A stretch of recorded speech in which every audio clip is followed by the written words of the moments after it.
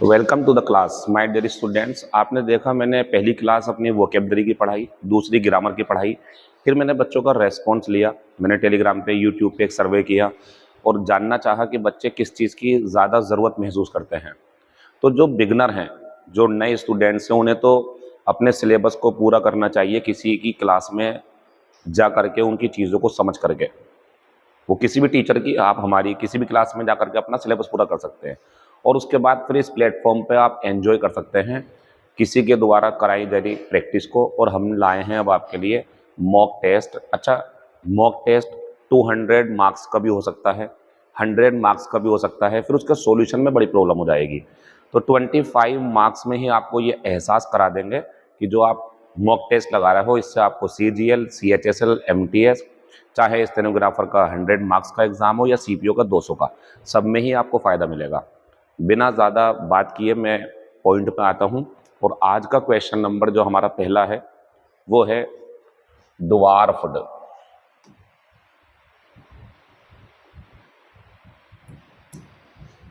और जो शब्द है ड्वार्फ्ड, अगर इसे आप वैसे देखें तो एक शब्द होता है ड्वार्फ, और ड्वार्फ शब्द का जो मतलब है वो होता है बौना, यानी कि साइज में छोटा। तो ड्वार्फ्ड वही बन जाएगा छोटा किया हुआ, और इसका जो एंटोनियम बनेगा वो एक्सपेंडेड बनेगा। एक्सपेंडेड क्यों बनेगा? क्योंकि एक्सपेंड का जो मतलब होता है हमारा वो होता है विस्तृत या फैला हुआ या बड़ा हुआ, दूर दूर तक फैला हुआ। तो इसके लिए एंटोनियम हमारा ये हो जाएगा। अगर इसके सिनोनियम की बात करें हम, तो इसका सिनोनियम होता है बच्चों एनलार्ज। इसका सिनोनियम एनलार्ज हो जाएगा। ये आप जानते हैं पूरा करना, ये होता अधिकार रखना। और नैरो, मेरी नज़रों में नैरो इसका सिनोनियम बन सकता, क्योंकि नैरो का मतलब भी होता संकरा। जैसे आप अगर किसी गली में गए और आपकी बाइक ना निकल सकी तो आप कह सकते हैं बड़ी नैरो स्ट्रीट है वो। नैरो माइंडेडनेस भी होती है, जिनकी सोच छोटी होती है। तो हमारा जो पहला शब्द है ड्वार्फ्ड, उसका एंटोनियम एक्सपेंडेड बनेगा, क्योंकि ये फैलाना होता, वो सिकुड़ना होता है। आज का क्वेश्चन नंबर दूसरा, he had to stay at my room, उसे मेरे कमरे पर ठहरना पड़ा। इसका पैसिव आपको बनाना है। आपको मैं बता दूं कि जो हैड टू वाले एक्टिव वॉइस, पैसिव वॉइस होते हैं, जब इनका ऑब्जेक्ट इधर लाना पॉसिबल ना हो, चूंकि ये एडवर्ब ऑफ प्लेस है और एडवर्ब ऑफ प्लेस को सब्जेक्ट नहीं बनाते, क्योंकि सब्जेक्ट में कोई नाउन या प्रोनाउन ही एक दूसरे को रिप्लेस कर सकते हैं। तो एडवर्ब ऑफ प्लेस शुरू में नहीं आ पाएगी। फिर इसका क्या तरीका होता है? तो इसका एक फॉर्मूला है बच्चों, सब्जेक्ट होगा हैड टू और मेन वर्ब की फर्स्ट फॉर्म। इसके लिए आंसर बन जाता है बच्चों सब्जेक्ट, और इसे बदल देते हैं बच्चों वाज ऑब्लाइज्ड, बस। और आगे के टू प्लस मेन वर्ब की फर्स्ट फॉर्म ऐसे लिख देते हैं। जो सीखे हुए हैं उनका ये स्कोर बढ़ गया होगा, उन्हें नंबर मिल चुका है। आंसर हो जाएगा पहला। मीनिंग उसे मजबूरी में ठहरना पड़ा मेरे कमरे पर, तो आंसर बन जाएगा उसे मजबूर किया गया मेरे कमरे पर ठहरने के लिए। इसके अलावा कोई सा भी आंसर नहीं होगा। जैसे अगर आप इसको पैसिव कहोगे तो ये बताओ, जब ये अपना आंसर ट्रांसफर करके वहां गया ही नहीं है तो आप इसकी पैसिव कैसे बना सकते हो? क्योंकि इसकी पैसिव बनती जब यहां से कुछ आता। ये गलत बात है। अगर आप ये सोच रहे हो कि मैं ये बना दूं, तो पहली बात तो इस तरीके से पॉसिबल नहीं है, और अगर है भी तो एट खत्म कर दिया इन्होंने, गलत बात है। ये एट होता तब भी नहीं होता, मजबूरी में सोचते उस आंसर को। और यहाँ दे ऑब्लाइज्ड, इसमें तो पैसिव ही नहीं है कहीं पे भी, बी थर्ड फॉर्म का है, तो ये भी हमारा आंसर नहीं होगा। दूसरे का आंसर पहला। क्वेश्चन नंबर तीसरा, सेलेस्टियल, बहुत इंपॉर्टेंट शब्द है, कभी ना कभी ये पेपर में आ ही जाता है, और मैं भी एग्जाम आने वाले हैं उसमें हो सकता है ये। सेलेस्टियल का मतलब होता है बच्चों दैवीय, यानी कि ये जो पृथ्वी है, जो ब्रह्मांड है, इससे बाहर का, ब्रह्मांड से संबंधित। तो इसका अगर सिनोनियम आप मुझसे पूछे तो सिनोनियम तो ये है इसका, लेकिन पूछा क्या है हमने? एंटोनियम, तो अर्थली बन जाएगा। और अर्थली का जो सिनोनियम है एक, वो वर्ल्डली भी है। तो आप ध्यान दें, ये अर्थली और वर्ल्डली सिनोनियम है, ये दोनों सिनोनियम है। और अगर सेलेस्टियल का एंटोनियम आप पूछेंगे तो ये भी हो सकता था अगर ऑप्शन में होता। तो फिलहाल आंसर क्या है इसका? अर्थली। अब आते हैं इमेजिनरी। इमेजिनरी होता काल्पनिक। अब ये काल्पनिक जो है आप इस ब्रह्मांड से बाहर का नहीं जोड़ सकते। वो तो आप कुछ भी कर सकते हैं, छोटी कल्पना, बड़ी कल्पना की काश में यहाँ होता, काश में चिड़िया होता, काश में ये होता, काश मेरे पास इतने पैसे होते। ये इमेजिनेशन है आपकी, ये एग्जिस्ट करती हैं, लेकिन ये जो है ये इस परलोक से परे है, परलोक का है, इस लोक से परे है ये। तो हमारा आंसर सेलेस्टियल का एंटोनियम अर्थली और सिनोनियम हेवनली हो जाएगा। अच्छा, अगर बात करें विगोरस की, तो विगर जो शब्द है इसमें बच्चों ये होती है ताकत। इसका सिनोनियम अगर चाहिए आपको तो स्टेमिना या पावर। और अगर विग्रस की बात करें तो ये एडजेक्टिव है और ये हो जाएगा हमारा ताकतवर, क्योंकि जिन शब्दों के OUS लगा होता है वो क्या होते हैं? एडजेक्टिव। ये नाउन है हमारा एब्स्ट्रैक्ट। तो विगर ताकत, सिनोनियम स्टेमिना, पावर, और विगोरस जो है हमारा वो एडजेक्टिव है ताकतवर, तो इसके सिनोनियम बन जाएंगे हमारे पावरफुल या हेल्दी, ये इसके सिनोनियम बन जाएंगे। क्वेश्चन नंबर 3 खत्म। Question number 4, treachery. अच्छा, एक चीज सुने आप, देखो वीडियो को बहुत ज्यादा लंबा बनाने का मकसद कभी नहीं है आपका काम हो जाए, आपको वो क्वेश्चंस मिल जाएं जो एक्सपेक्टेड है कि पेपर में आ सकते हैं या आ चुके हैं, बस, और सॉल्यूशन में समझा दूं। और जब मैं समझाता हूं तो मैं बिल्कुल ध्यान नहीं देता हूं कि टाइम बहुत ज्यादा हो गया या कम, मुझे समझा करके ही सुकून मिलता, वरना मैं सो नहीं पाता हूं जब तक मैं चीजों को समझा ना दूं, चाहे वो लाइव क्लास हो मेरी ऑफलाइन या ऑनलाइन हो। मेरी जिद है कि जो मेरे सामने बैठा हुआ है उसे मैं अपनी टीचिंग से संतुष्ट करके ही मानूंगा, बस इसी कॉन्सेप्ट में मैं अपनी क्लास लेके चल रहा हूं। आज का क्वेश्चन नंबर 4, ट्रेचरी। ये एब्स्ट्रैक्ट नाउन है, ये होता है बच्चों धोखा। अगर आप इसका सिनोनियम चाहेंगे मुझसे तो डिसेप्शन, अगर आप इसका सिनोनियम चाहेंगे तो डिसिट, अगर आप इसका सिनोनियम चाहेंगे तो फ्रॉड, और इसका एंटोनियम चाहेंगे तो लॉयल्टी। और लॉयल्टी क्या होती है बच्चों? वफादारी। अब आप थोड़े से कंफ्यूज हुए होंगे कि सर ट्रेचरी और लॉयल्टी चलो ठीक है, लेकिन वेरेसिटी क्या है? ये भी है, लेकिन ये होती है बच्चों ईमानदारी। और ये ईमानदारी किसी व्यक्ति की नहीं, बल्कि उसके द्वारा जो कही गई कथन है, जो स्टेटमेंट उसने कहा, जो बात उसने बोली, उसमें कितनी वेरेसिटी है। क्या आप उसका सपोर्ट करते हो कि सच बात है? तो यानी कि आप मानते हो कि वेरेसिटी है उसके स्टेटमेंट में। तो वेरेसिटी जो है ईमानदारी होती है। इसके लिए आप सिनोनियम बना सकते हैं ट्रथफुलनेस। जहां जहां जरूरत है कि कंपटीशन के क्वेश्चन है वो करा दिए जाएंगे, फालतू बात कुछ नहीं करेंगे। तो वेरेसिटी का सिनोनियम ट्रथफुलनेस भी हो जाएगा, लॉयल्टी उसका एंटोनियम हो गया। एक बात और, ये जो ट्रेचरी है हमारा, इसका एडजेक्टिव कभी ये आ जाए पेपर में ट्रेचरस, तो आप ध्यान रखें ये धोखेबाज हो जाएगा, ठीक है ना, धोखेबाज। और क्या बन जाएगा इसके सिनोनियम? डिसिटफुल, बस एडजेक्टिव बना दे करो इसका। या कनिंग, सॉरी, कनिंग बन जाएगा, विक्ड बन जाएगा, डिसऑनेस्ट बन जाएगा। कुछ याद आ रहा पुराना? ऐसे ही देता रहूंगा आपको सारे में। और नेव भी बन जाएगा, नेव, लेकिन ये वाला नेव नहीं बनेगा। ये नेव भोला भाला होता है, भोला भाला, ठीक है ना। ये नेव अलग है और ये नेव अलग है, ये दुष्ट, ये भोला भाला। चलिए क्वेश्चन नंबर 5, पैरानोया। पैरानोया ये क्या है? पैरानोया। और इसका मतलब क्या होता है बच्चों? इसका मतलब होता है हमारा पागलपन। ये पागलपन कैसा है? ये पागलपन ये है कि कोई भी व्यक्ति कुछ भी बोल दे, उसे यकीन ही नहीं होता। नॉर्मल सी बातों पे भी यकीन नहीं होता है, वो शक करता है कि नहीं ये गलत बात बोल रहे हो आप। ये शब्द जो हम यूज करते हैं पैरानोया, ये किसी व्यक्ति के लिए होता है जो मानसिक रूप से अपना जो है संतुलन खो चुका हो, तो उसकी जो स्थिति उस टाइम पे उसे बोलेंगे पैरानोया की स्थिति है उसकी।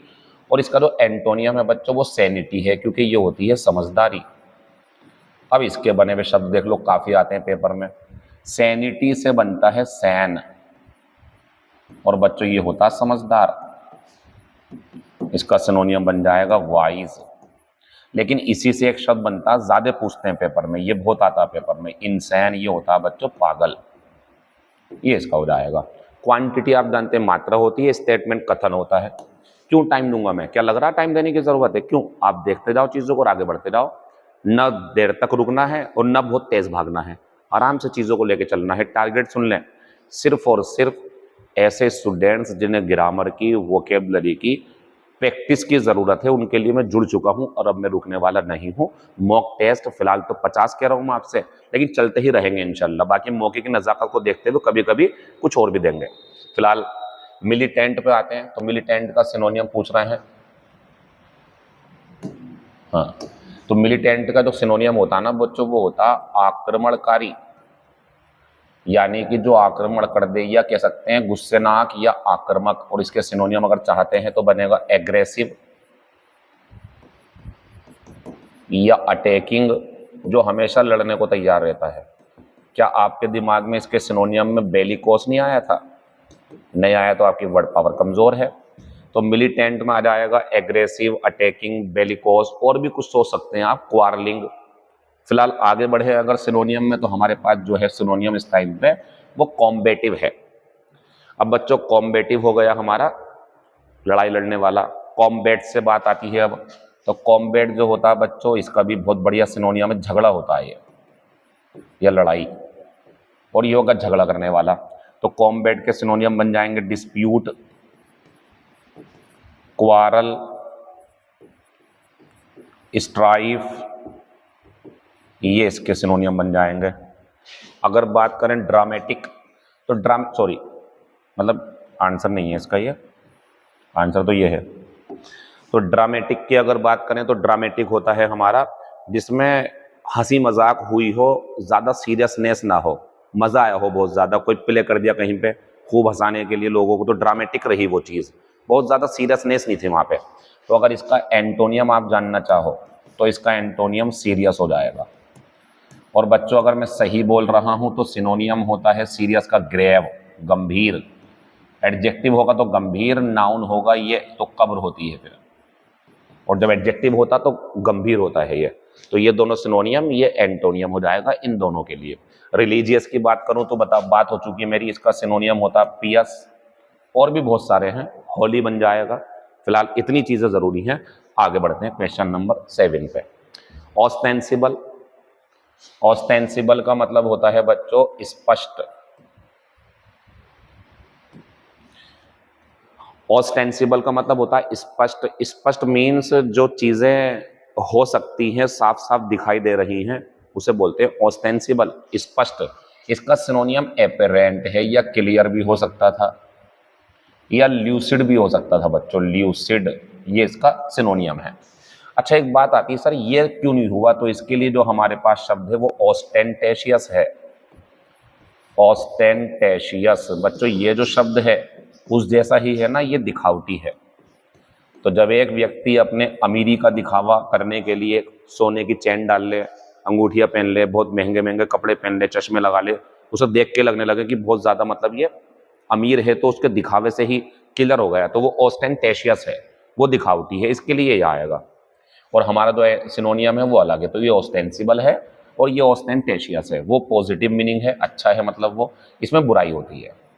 अब अगर इसकी बात करें एलेबोरेट, तो ये होता है बच्चों विस्तार से समझाना। जैसे मान लीजिए कोई चीज बहुत कॉम्प्लिकेटेड है, तो उसकी जब चीजों को एक्सप्लेन करते हैं तो एलेबोरेट करते हैं, तो कहीं ना कहीं इसका एक सिनोनियम एक्सप्लेन भी बन जाएगा, या डिस्क्राइब भी बन जाएगा।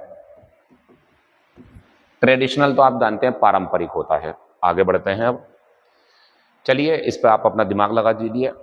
इस पे मैं आपको थोड़ा सा एक टाइम भी देना चाह रहा हूँ, वैसे चेक कर लेते हैं ज़रा। और हमने इसके लिए आपको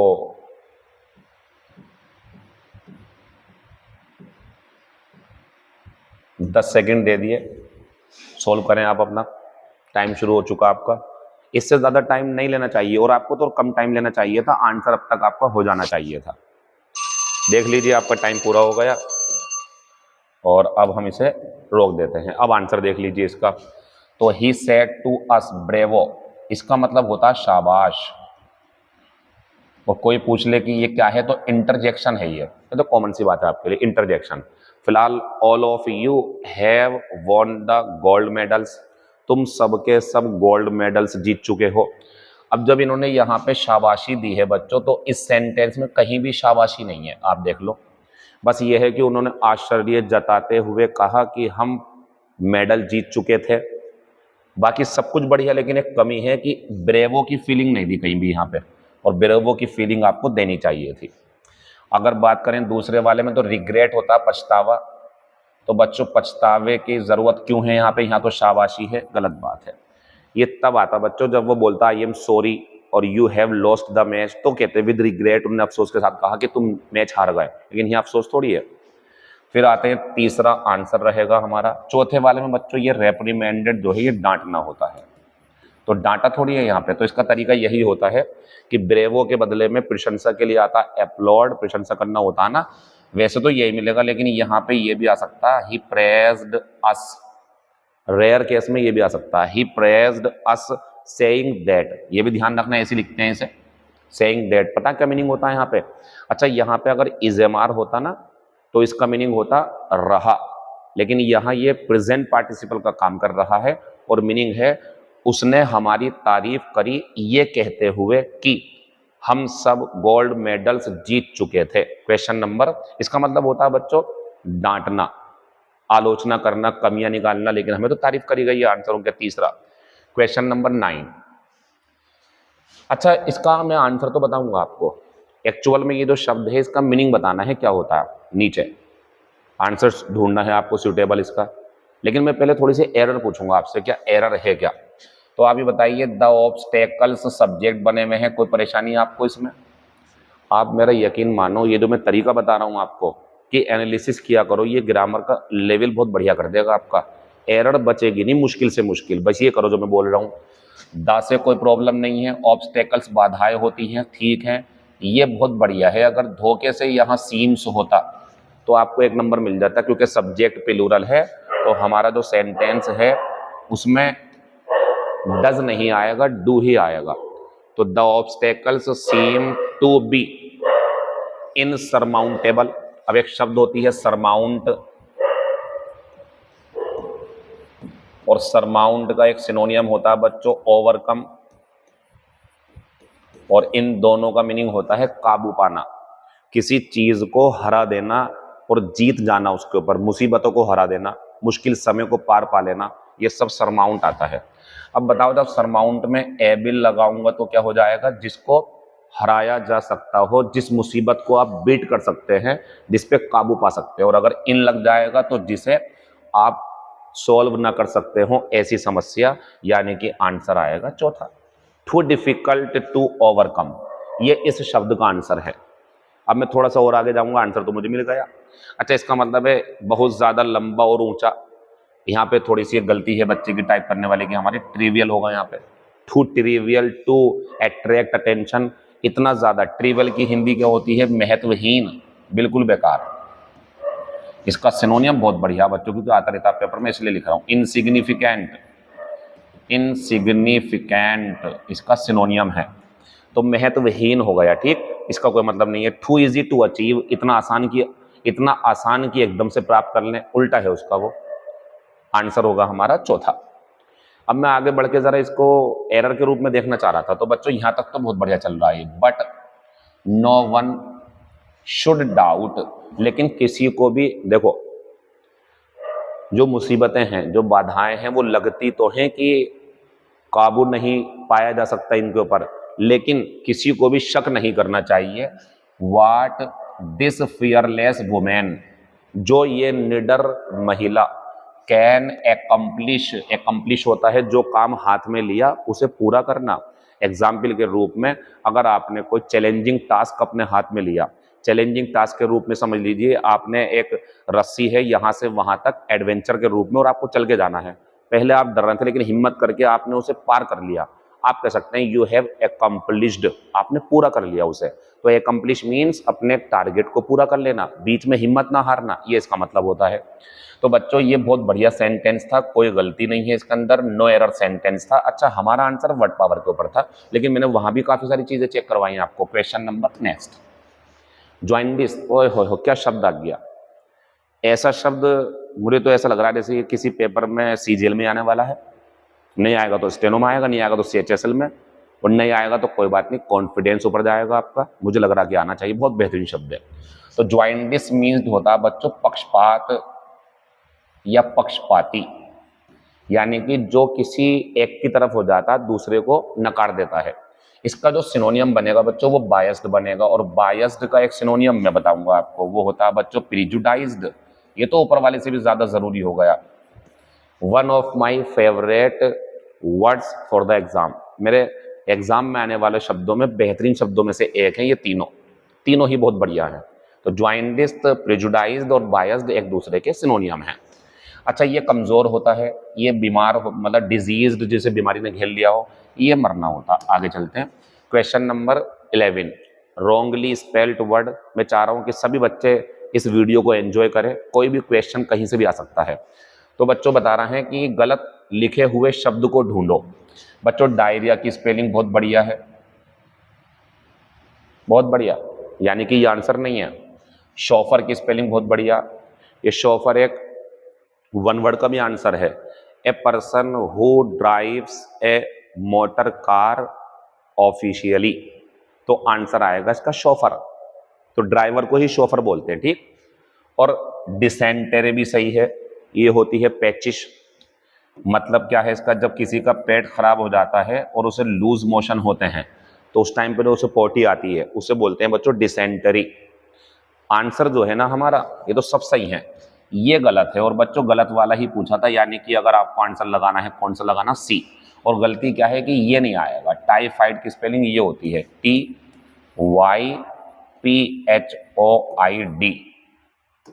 क्वेश्चन नंबर 12, मतलब ये भी नहीं आएगा पेपर में, फिर क्या आएगा पेपर में? जब ये क्वेश्चंस नहीं आएंगे, इन जैसे क्वेश्चंस नहीं आएंगे तो क्या करेंगे वो? क्या एसएससी वाले विदेश जाएंगे नए क्वेश्चन बनाने के लिए? ये आते हैं क्वेश्चन पेपर में, इस पर आप फोकस करें। पहले जरा इन शब्दों को समझ लो आप। इनएविटेबल, जो होना निश्चित हो कि वो होना ही है, अब ऐसा माहौल बन गया। इनफालिबल, जो कभी गलती ना करे, और ऐसा कोई नहीं है दुनिया में सिवाय ईश्वर के, तो जो कभी गलती ना करे। एसेंशियल होता आवश्यक। अनडिनाइएबल होता है जिसे नकारा ना जा सके, जिसे नकारा ना जा सके। चलिए अब ऊपर आते हैं। तो बच्चों when the bus was at full speed, जब बस पूरी स्पीड पर थी, तो इट्स ब्रेक्स। अच्छा, इट्स बहुत बढ़िया है, अगर यहाँ पे इट्स ये वाला होता तो गलत होता। ब्रेक्स बहुत बढ़िया बच्चों, ब्रेक्स, अगर यहाँ ब्रेक्स ये वाले होते बच्चों तो ये वर्ब होती है, फिर ये डज होता, लेकिन ये इस टाइम नाउन है, गाड़ी के ब्रेक्स हैं। बहुत बढ़िया लगा हुआ है। क्यों बता रहा हूं? ताकि आप ध्यान रखें, ऐसी भी गलती आती हैं, ये होमोफोन्स की गलतियां कहलाती हैं। तो क्यों इंतजार करना कि बाद में सीखेंगे, हैंड टू हैंड सीखते चलो, वापिस दोबारा होगे क्या सीखने के लिए। जब बस अपनी पूरी स्पीड पर थी, इट्स ब्रेक्स फेल्ड, इसके ब्रेक्स फेल्ड हो गए। वह फेल्ड बिल्कुल बढ़िया लगा हुआ, अगर वहां ये वाला फेल्ड होगा तो गलत होगा, क्योंकि ये होता काट कर गिराना पेड़ों को, वो सही लगा हुआ है वहां पे। एंड एन एक्सीडेंट वाज, अब आप खुद बताओ, जब बस अपनी पूरी स्पीड पर हो और ब्रेक फेल हो जाए तो बच्चों ज्यादातर संभावना तो यही है ना कि एक्सीडेंट हो जाएगा। आंसर हो गया इनएविटेबल। अब ये टाला नहीं जा सकता, अब ये निश्चित है बच्चों, ये होना ही है, पहला आंसर है इसका। एक बात और, इंडिया की टीम ने जो है पहले बैटिंग की, 50 ओवर का मैच है और सिर्फ मान लीजिए 120 रन बनाए, तो देखो क्रिकेट है, अनिश्चितताओं का खेल है, जीत सकती लेकिन संभावना तो हारने की है ना। तो द लॉस या the victory, sorry the loss या the defeat is inevitable. The defeat of team India is inevitable, मतलब निश्चित तो हो जाएगी अभी, ऐसे आपके लिए भी है। If you are not working hard at the moment, at present time या एट प्रेजेंट, अगर तुम वर्तमान में मेहनत नहीं कर रहे हो, योर फेलियर इज, माफी चाहते हैं लेकिन बोलना पड़ेगा, इनएविटेबल है। क्वेश्चन नंबर 13, बढ़िया सवाल है। वुड यू माइंड, और ब्लैंक एक चीज यही समझा दूं मैं आपको, माइंड के बाद में अगर यहाँ कोई टू प्लस मेन वर्ब की फर्स्ट फॉर्म होती है एरर में तो काट देना, जब माइंड वर्ब हो, वर्ब है यहाँ पे ये, तो माइंड के बाद में कौन सी फॉर्म आती है? आईएनजी। देखो इसलिए सारे ऑप्शन आईएनजी में है। ये पढ़ा होगा आपने नॉन फाइनाइट वर्ब के चैप्टर में, जीरंड के मामले में। चलिए, वुड यू माइंड, क्या तुम्हें बुरा लगेगा? और blank to the principal how the trouble started, क्या तुम्हें बुरा लगेगा अगर मैं तुमसे कहूं कि तुमने ये घटना जो घटित हुई है, ये तुम मुसीबत कैसे शुरू हुई थी, बता सकते हो? अब एक बात आती है यहाँ पे कि आंसर देखो ये तो आएगा नहीं, ये तो टिप्पणी करना होता। आंसर मुझे उम्मीद है ये भी नहीं आएगा, टॉकिंग बात करना। लेकिन अब बात ये आती है कि टेलिंग लगाएं अगर, तो दो वजह ना आने की। एक तो टेलिंग का इतना अच्छा मीनिंग नहीं है जो एक्सप्लेन का है, क्योंकि जब हमने कोई काम करा हो और उसको किसी को बताना पड़े बाद में कि इस वजह से ये काम मुझे करना पड़ा, तो एक्सप्लेन करना पड़ता है हमें। यानी कि हमें अपने करने की वजह, क्यों किया है इस काम को जब बताना पड़े, या वो घटित कैसे हुई घटना, तो इसे हम किसी के पास जाके एक्सप्लेन करते हैं। एक तो ये माहौल की बात है। दूसरी बात बच्चों, आपको ये पता होना चाहिए कि जब एक स्पीकर एक लिसनर से बातचीत करता है बच्चों, तो टेल के साथ में टू नहीं आती है, वो टू आंखें दिखा रहा है। वो टू आंखें दिखा रहा है कि आप मत जाना टेल को लेके, आंसर काट दूंगा आपका मैं। आंसर बच्चों इसका यही रहेगा। मीनिंग जानना चाहते हैं? क्या तुम प्लीज मतलब ऐसे करके, क्या तुम जो ये मुसीबत शुरू हुई है इसको एक्सप्लेन कर सकते हो हमारे प्रिंसिपल के पास आकर के कि ये कैसे हुई है? बच्चों ये तो प्रिंसिपल लिखा हुआ है ना, ये इस टाइम नाउन है। लेकिन मैं बता दूं, कुछ बच्चे गलती कर जाते हैं, यही नाउन एडजेक्टिव भी होता है, यही सेम, और उसका मतलब होता है मुख्य। फिर बात आती है सर ये वाला प्रिंसिपल क्या होता है? ये अलग है बच्चों, ये नाउन ही होता है और ये सिद्धांत होते हैं। ये सिद्धांत है सिर्फ नाउन, वो नाउन एडजेक्टिव दोनों होता। नाउन होगा तो प्रधानाचार्य और एडजेक्टिव होगा तो मुख्य। क्वेश्चन नंबर नेक्स्ट, ये हमारा वन वर्ड सब्स्टिट्यूशन है। जरा वर्ड पावर पे ज्यादा ध्यान दे रहा हूं मैं, बच्चों की डिमांड भी है, ग्रामर भी कराएंगे लेकिन थोड़ी तरीके से। ए फिक्टिशियस नेम, बच्चों फिक्टिशियस होता है जाली नाम। एज्यूम्ड, जो अपनाया गया हो, बाई ए राइटर, एक लेखक के द्वारा, फॉर राइटिंग पर्पजेज, मतलब अपनी लेखन सामग्री में उसने कुछ और नाम अपना लिया। जैसे कुछ आप सुनोगे कभी कभी कि मुंशी प्रेमचंद का असली नाम क्या था, तो कुछ और हो सकता, और नाम मुंशी प्रेमचंद राइटिंग में अपनाया उन्होंने। तो बच्चों ऐसे नाम जो कोई लेखक अपने राइटिंग में अपनाता है उसे बोलते हैं सुडोनिम। क्वेश्चन नंबर 15, ये ईडियम है, टू लिव इन क्लोवर। तुरंत नोट करें आप इसे, इसका मतलब होता है बच्चों शानो शौकत वाली जिंदगी जीना, शानो शौकत में जीना। आंसर तो आपको दिख गया होगा, ये आपको खुद करना चाहिए था। आंसर लगा देंगे to live in luxury. Question number 16, to pass the hat, ये भी ईडियम है, लिखना भूल गया हमारा लड़का, वो काफी अच्छे पेपर बना रहे हैं वो, लेकिन कभी कभी गलती हो जाती है। तो पास द हेड क्या होता है बच्चों? कभी आप फिल्मों में देखा होगा आपने, हेड जो होता है लेते हैं और इस तरीके से उसमें पैसे रखना शुरू करते हैं, वो चलता रहता है आगे को। यानी कि एक क्रम में डोनेशन लेते हुए आगे बढ़ जाना, वो होता है पास द हेड, यानी कि चंदा लेना या उसमें कुछ डालना। तो अगर हम देखें सही से यहाँ पे, तो आंसर तो हमारा ये बनेगा, टू कलेक्ट मनी। क्योंकि ये होता, जैसे आपने हेड उतारा अपना मान लीजिए, और फिर आप उसे ऐसा लेकर आगे चल रहा है।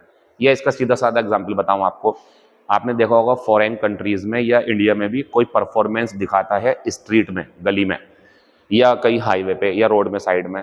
अब उसको दिखाने के बाद, गाने सुनने के बाद, वो अपना हेड बच्चे से बोलता है बेटा सब में घुमा दो, वो टोपा उतारते हैं और वो ऐसे घुमा देते हैं। तो जो एक कटोरा होता है जिससे भीख मांगी जाती है, वो थोड़ा मीनियल सा होता है, सर्वाइल सा लगता है, तो उसके बदले में हेट अपनाते हैं और उनका प्रोफेशन है, वो ऐसा करते हैं, गलत बात नहीं है। तो उसे बोलते हैं बच्चों to collect money. Question number next, dance to someone's tune, ये तो बहुत बढ़िया शब्द है, किसी की ट्यून पर नाचना। आपको नहीं लग रहा किसी की उंगलियों पर नाचना? आंसर बढ़िया है आपका, और आंसर लगा देंगे इसका, do what others want you to do, वो करना जो दूसरे तुमसे चाहते हैं कि तुम करो, और करते हो आप लोग। आप वही तो करते हो जो दूसरे तुमसे चाहते हैं। किसी ने कुछ कहा और आप उसी काम पे लग गए, सोचेंगे अपने दिमाग से, फिर आप बाद में पछतावा करते हैं कि यार मुझे ये नहीं करना चाहिए था। थोड़ी अंडरस्टैंडिंग क्रिएट करें और चीज़ों को समझ के फैसला लें।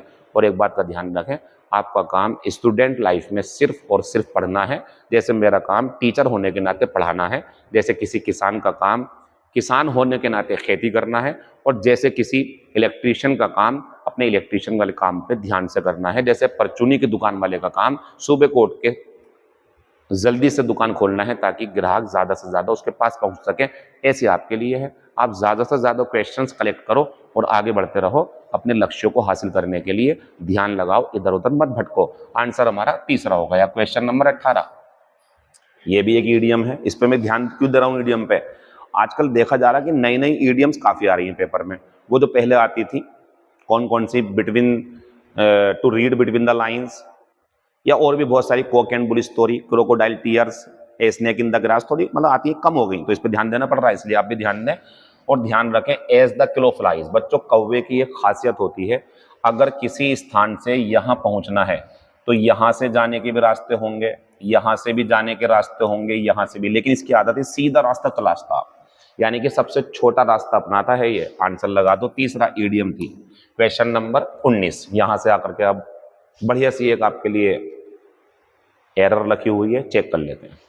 कोलेस्ट्रॉल सब्जेक्ट हो गया, हेल्प नहीं, मुझे रुकना पड़ेगा यहाँ पे। कोलेस्ट्रॉल तो सिंगुलर है, तो हेल्प क्यों आ रहा? एक नंबर कंफर्म हो गया, हेल्प में एस आएगा। अब आप कुछ भी काम करते रहो, मैं और भी चीज़ें चेक करूंगा, लेकिन मेरा आंसर तो खत्म हो गया। Cholesterol helps the body by making hormones and building cell walls. तो ये बता रहे हैं जो कोलेस्ट्रॉल है वो हमारे शरीर में, हमारे शरीर की मदद करता है हार्मोन्स और सेल मतलब कोशिकाएं बना करके। बट लेकिन एक बात, मतलब कोलेस्ट्रॉल हमारे शरीर के लिए ज़रूरी है क्योंकि हार्मोन्स बनाता है, लेकिन टू मच कोलेस्ट्रॉल, एक बात यहाँ देखें आप, ये भी काम की चीज़ होती है बच्चों। अगर यहाँ मैं मैनी कर देता, यानी कि टू मैनी, तो आप जानते हैं मैनी गलत होता क्योंकि ये अनकाउंटेबल नाउन है, तभी तो ये सिंगुलर था और 10 लगाया मैंने। सब चीज़ों को देखा करो आप। अच्छा, ये सोच के मत जाना कि पेपर में ये आने वाला, ये सोच के जाओ कि पेपर में पूरा सेंटेंस आएगा, कहीं भी एग्जामिनर की गलती करने का मूड हो सकता है, तो आप सब कुछ सीख के जाओ, एक एक चीज़ समझ के जाओ, वो बढ़िया है, मच लगा हुआ। कोलेस्ट्रॉल कैन बढ़िया, कॉज यहाँ पे वर्ब है, और हार्ट प्रॉब्लम्स बढ़िया, क्या समस्याएं हैं इसके अंदर, कोई गलती नहीं है। कोलेस्ट्रॉल हमारे शरीर में हार्मोन्स और सेल कोशिकाएं बनाने में, मतलब कोशिकाएं बनाने में मदद करता है, लेकिन बहुत ज़्यादा कोलेस्ट्रॉल दिल की बीमारियों का कारण भी बन सकता है। Question number next, eggs are usually sold. बच्चों कोई भी चीज अगर बेची जाती हो किलो में, डॉजन में,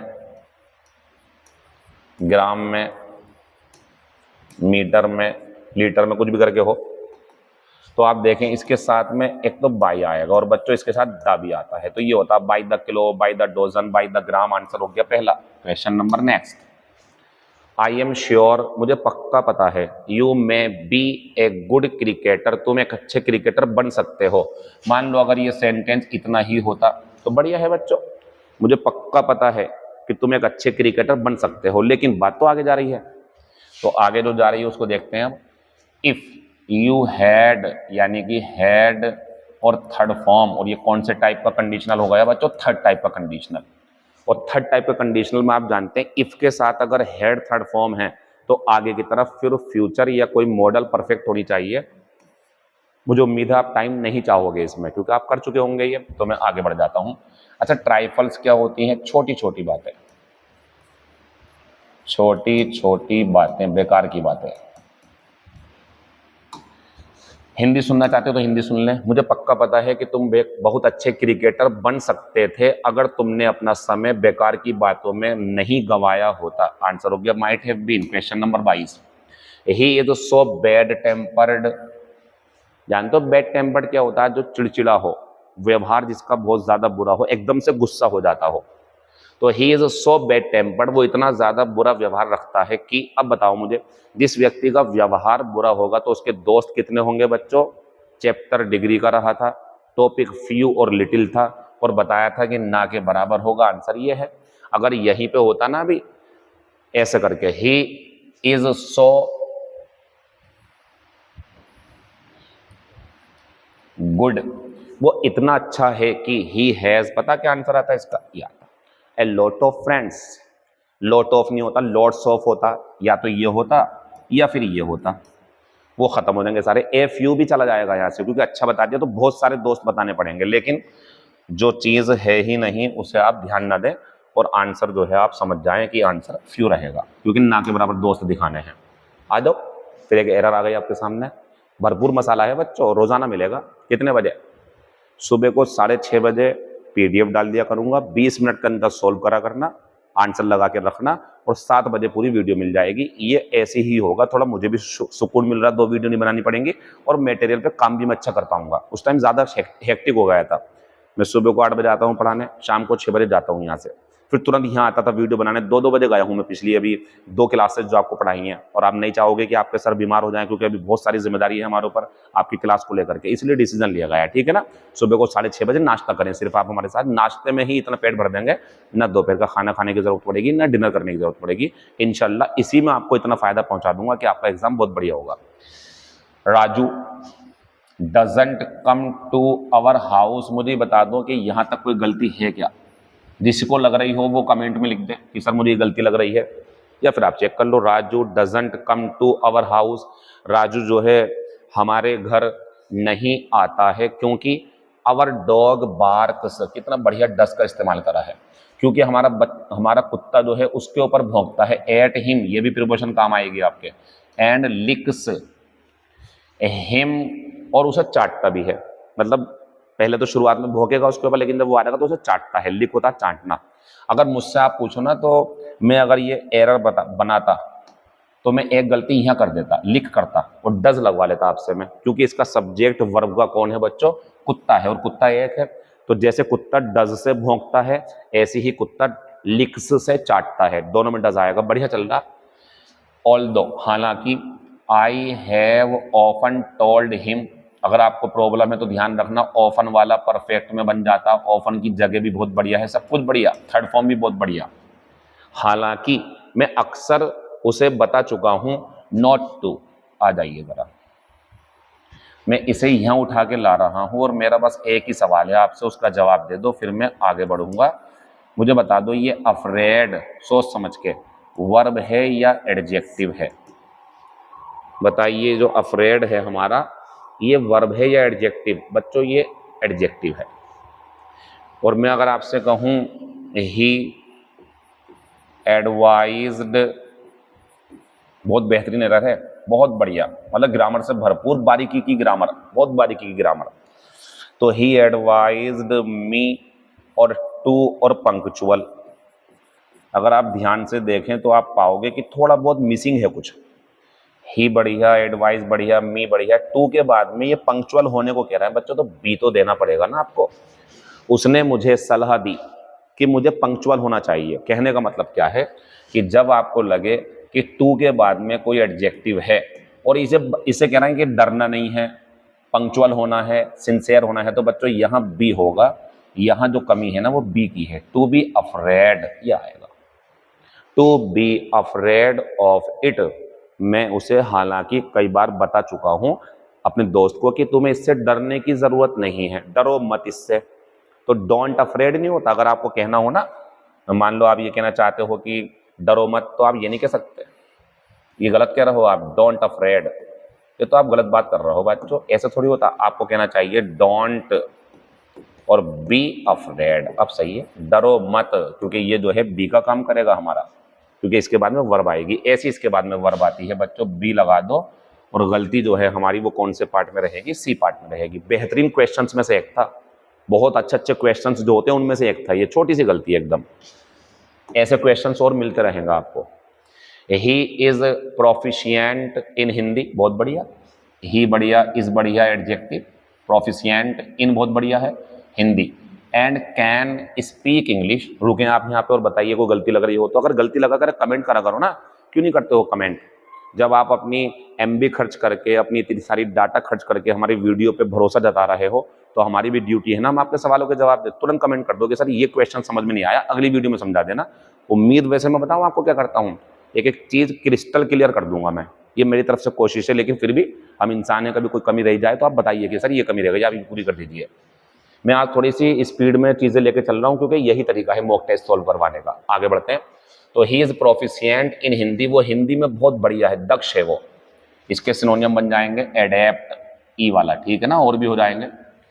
एंड कैन स्पीक इंग्लिश, और इंग्लिश बोल सकता है, बढ़िया, बट लेकिन ही डज नॉट नो, जरा यहाँ ना, क्या नो के बाद में जो काम होते हैं वो टू फर्स्ट फॉर्म से जुड़ते हैं, या नो के बाद जो काम होते हैं वो हाउ टू से जुड़ते हैं? तो बच्चों गलती तो आपको करनी चाहिए थी, आपको करना चाहिए था नो हाउ टू। आंसर है दूसरे पार्ट में। तो वह हिंदी में प्रोफिशिएंट है और अंग्रेजी बोल भी सकता है, लेकिन वो जानता नहीं है कि अंग्रेजी को पढ़ा और लिखा कैसे जाता है। मतलब बोल सकता है लेकिन पढ़नी और लिखनी नहीं आती है उससे, ये इसका मतलब है। और आंसर हमारा दूसरा हो जाएगा। Question number last. आपको इंतजार रहा होगा ना कि सर कुछ तो कॉम्प्रिहेंशन में दो, क्लोज टेस्ट भी बहुत जल्दी लाने वाला हूँ, बेहतरीन तरीके से पूरी तैयारी में हूँ, तभी तो 2 वीडियो को एक करा है ताकि वहां काम कर सकूं। तभी मैंने आपसे पूछा था क्या चाहिए, तो क्लोज टेस्ट की बहुत चाहत है बच्चों को, और वो मुझे पढ़ाना भी है, उसमें बहुत मेहनत लगेगी मेरी, लेकिन मैं कर जाऊंगा, मेरी आदत है मेहनत की। The sound of your voice, तुम्हारी जो आवाज है उसकी जो साउंड है, एंड द चॉइस, अगर आपको कुछ और लग रही हो तो बताओ, the sound of your voice words and get them attracted tremendous impact, नहीं एंड, एक तो ये हो गई, एक तो तुम्हारी जो वॉइस है उसकी साउंड, और दूसरा तुम्हारे शब्दों का चुनाव। And the choice of your words, और तुम्हारा शब्दों का चुनाव, कैन क्रिएट ए के बाद में कुछ चाहिए आपको, एंड थोड़ी आ जाएगा यहाँ पे, ए के बाद आएगा एडजेक्टिव, और बच्चों यहाँ आएगा नाउन, ये बन गया फॉर्मेट। तो ए ट्रिमेंडस इम्पैक्ट के बाद में ऑन आती, ध्यान रखना। पीपल एंड, ये आ गया तीसरा, ये हो गया चौथा, and get them attracted to you like a powerful magnet. तो सुने क्या सीक्वेंस बन के तैयार हुआ, क्यू बना, फिर पी बना, फिर एस बना, फिर आर बना, और आंसर हमारा कौन सा हो गया बच्चों, Q P S our answer हो गया चौथा। मीनिंग तुम्हारी जो वॉइस है उसकी साउंड और तुम्हारा जो शब्दों का चुनाव है वो एक बहुत बड़ा असर रखता है लोगों पर, और ये चीज उन्हें आकर्षित कर देती है तुम्हारी तरफ, एक पावरफुल इंसान की तरफ। मुझे इस वीडियो के चाहिए हैं रिव्यू, और आप देंगे 10 में से कितने नंबर, और आप बताएंगे कि सर कहाँ कमी रही। मेरी तरफ से कोशिश ये है कोई कमी ना रहे, लेकिन मैं जानता हूँ इंसान को कमी रहेगा ही होगी। आप कमी जरूर बताया करो, तारीफ करने से ज्यादा कमी पे ध्यान दें आप, तो मुझे अच्छा लगेगा। अच्छा, तारीफ करने से क्या होता है कि हमें लगता है कि हम सही दिशा में जा रहे हैं, तो बेवजह बढ़ा चढ़ा के नहीं, नॉर्मल जो भी आपको लगता हो कि सर ये बढ़िया चल रहा है या ये खराब चल रहा है वो बताएं। और मुझे उम्मीद है कि आप मॉक टेस्ट 2 की अब बेसब्री से इंतजार करेंगे। लाइक को, सब्सक्राइब को और शेयर को अजीम सर नहीं कहते, क्योंकि अजीम सर किससे जवाब देते हैं, बल्ले से जवाब देते हैं, और बल्ले से मतलब क्या है हमारा, अपनी परफॉर्मेंस से जवाब देते हैं बच्चों। यही हम आपसे कहेंगे, ज्यादा शोर मत मचाओ अपनी पढ़ाई का, आराम से खेलते रहो, जब रिजल्ट आएगा तो वो जवाब देगा, और इंशाल्लाह आपका रिजल्ट बहुत बढ़िया आएगा। क्यों? क्योंकि आपको जो चीज़ें पढ़ाई जा रही हैं वो बहुत काम की हैं। इन्हें पढ़ो, रीजनिंग जीएस पढ़ो, ये 25 क्वेश्चन ही आपके 200 के बराबर और 100 के बराबर और 50 के बराबर हो जाएंगे। टेंशन ना लें, थोड़ा पढ़ें लेकिन बढ़िया पढ़ें। Thank you, all the best, see you tomorrow. अच्छे से नाश्ता कर लीजिए, पूरे दिन आपको बहुत मेहनत से पढ़ना है, हेल्दी फूड दिया गया आपको इसके लिए। Thank you.